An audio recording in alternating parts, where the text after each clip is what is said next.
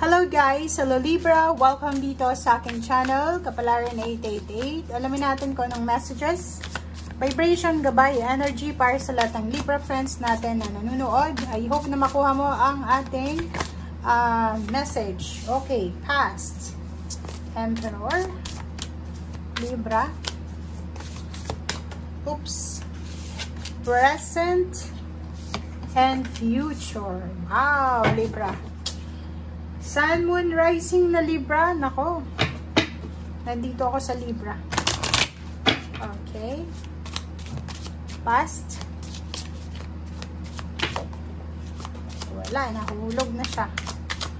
Ayaw lumabas ng past mo. Okay. 33.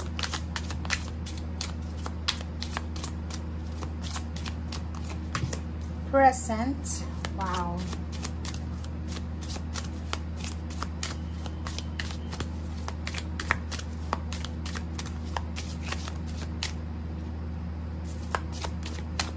Future.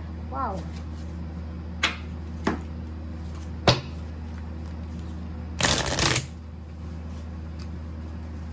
Okay, guys. Okay, nako. Ang nakikita natin na challenges mo is 2. High Priestess. Bakit?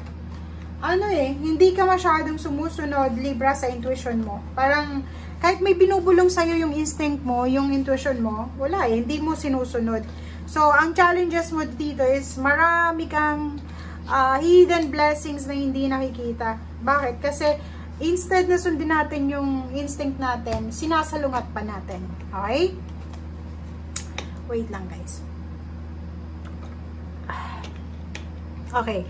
So, etong challenges mo na to, na number 2 is balance. Hindi mo masyado, Libra, na nababalanse yung mindset, yung buhay, like for example sa trabaho, masyadong focus sa trabaho, masyadong focus sa love life, hindi mo nabibigyan ng chance. Minsan may mga occasion like birthday celebrations, Christmas, New Year's, reunion, ano ba yung mga occasion na hindi ka dumadalo kasi busy ka sa trabaho. Or pwede yung iba din sa inyo, palaging absent sa trabaho kasi busy sa relationship. Parang ganon. So, comment down below. Ito yung past mo, Libra. Emperor.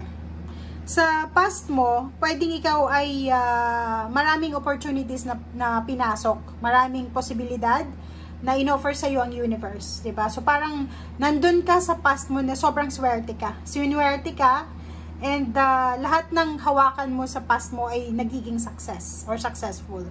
And posibleng na-promote ka din kasi kung makikita mo to, leadership to diba? Leadership role din to, na parang ikaw yung may hawak ng improvement ng isang company, improvement ng isang community, or may susi ka. Matalino ka siguro, or pwedeng ikaw yung pinaka-top sa school, or ikaw yung pinaka-magaling sa trabaho, parang ganon, sa nakaraan. Okay? And sobrang disiplinado ka. Or ibig sabihin yan, simula ka ng elementary or nagising dito sa mundo, sinilang ka sa mundo, parang may dala kang susi na parang yung, anong tawag dito? Naka-destiny ka, Libra, na lahat ng opportunities na bubuksan mo, magsasucceed yun. Okay? And yung current situation mo ngayon is, nandun ka sa maze. Diba? Kabaliktaran neto.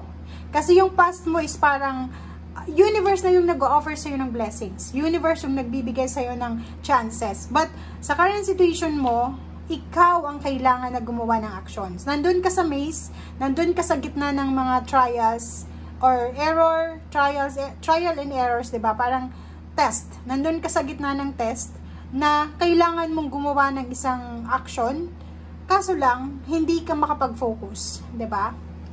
Yun ang nakikita natin.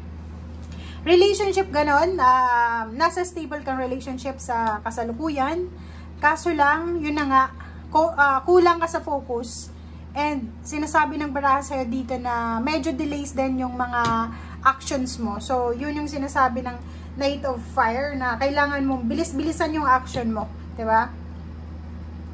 And, sinasabi dyan sa'yo ng barahan na yan na, yun na nga, na ang challenges mo is hindi ka masyadong nagtitiwala sa instinct mo. Sa kasalukuyan, parang Kaya ka natatagalan sa mga actions mo, kaya ka natatagalan sa mga solusyon sa mga problema mo kasi hindi mo pinapakinggan yung instinct mo, okay?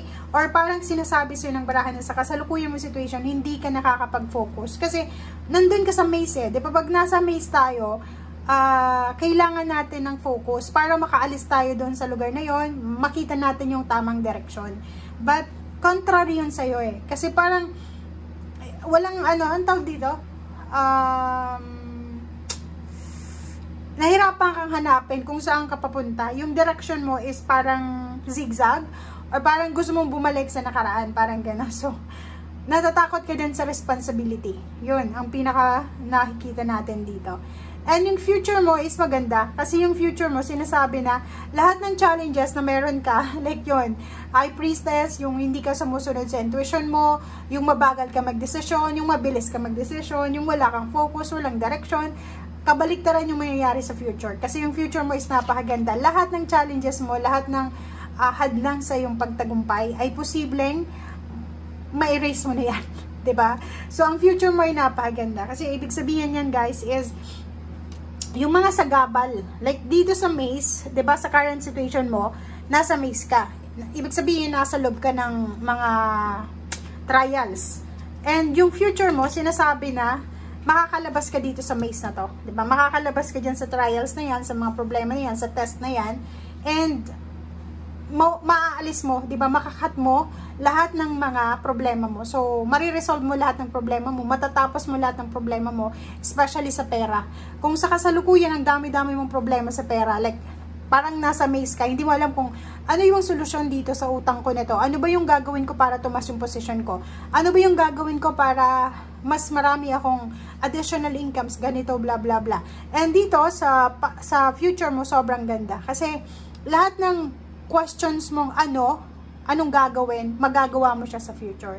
Dito sinasabi na makakatanggap ka ng isang windfall ng abundance, mga support system, maraming susuporta sa iyo sa future mo, good fortune, good luck, isang exciting career opportunity, isang kontrata siguro sa bahay, lupa, makakabili ka ng lupa, makakabili ka ng bahay, ng sasakyan, makakapag-travel ka. So, napakarami dito, libre na posibleng may invest ka or nakikita mo dito yung future mo na kung ano tong wala ka sa kasalukuyan or kung ano tong hindi mo nakuha sa past and the present situation, sa future mo ay yun doon mo makukuha kasi magkakaroon ka ng sobrang freedom.